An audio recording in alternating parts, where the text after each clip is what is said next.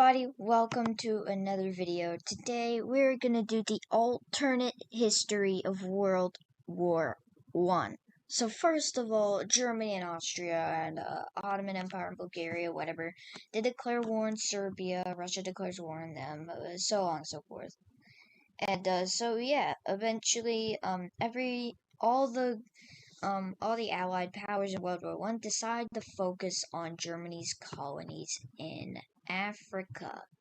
Now, they try to attack Germany's colonies, but the United Kingdom does not put a naval blockade, but instead just goes and invades them instantly. But that does not work. Instead, Germany has a huge ground, and in their territory, they take this territory away from France. Eventually, they advance, and then take Britain's territory. Now, this is a full-on war. Eventually, they declare war on China, and, but they don't declare war on Tibet, because why? Eventually, they go into the sides of China, but instantly go into a stalemate. Now, eventually, we see... Let's go get this color. Now, eventually, we see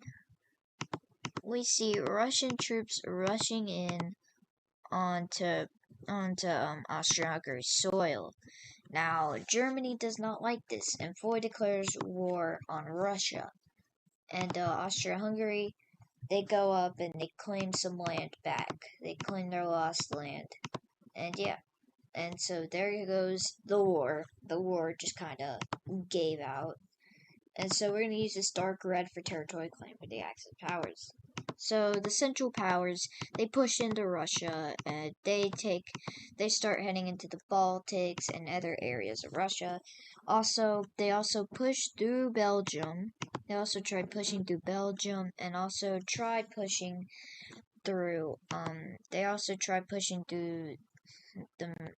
I forgot what the language was called, but whatever. And there was also Ottoman Empire declaring war, joining the war, and stuff. The United States also decides to join the war as well, and Germany doesn't like that. They do not like that. Now, they push through the Magnet Line, and then they push through Belgium and push through northern France. Now, the war is completely at stalemate. Russia still has some ground in Austria-Hungary. Germany has a lot of ground in Russia. And really nothing happened in Africa except for Germany taking a French territory and a British territory. Now let's go on to the Allied powers. So they do make some staggering progress. They push into this German colony and also push into this German colony. They also push through their German colony in eastern or western Africa, and they do so this. And really nothing really happens in Asia. Not really. It's just mainly in Europe. And also they also push through Belgium, which cuts Germany's alliance in half. That's really only what they got. Now we have another dark red. So basically, they go through and they take Normandy away from France. Though Paris is like right here. Paris is not fallen yet. So Paris is not fallen yet, and they are still at a stalemate. Eventually, they push more. They kick Russia out of the Baltics, and they push into Finland or Russia. Even more Russia. Finland's not a thing in this timeline. Eventually, we're going to get out the black color. And Austria-Hungary has successfully pushed out Russia. And they are being pushed out from... So basically, what I'm saying is that Russia, they're just being pushed from this entire side. Germany makes staggering progress in Finland and also invades Denmark. They then go up through, take this, and then they keep on going.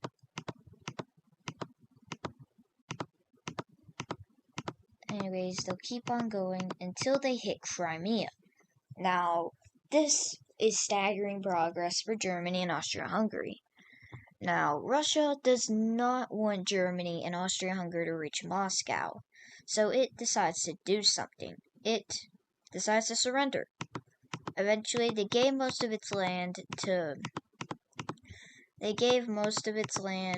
Germany and Austria-Hungary, and they totally surrendered. Russia's out of the war. Also,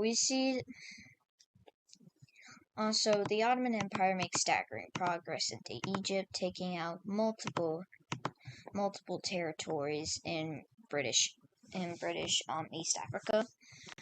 Also, they take out much of Arabia, literally much of Arabia. They take out all of Arabia, including the British in southern Arabia, and they also push in through the bottom of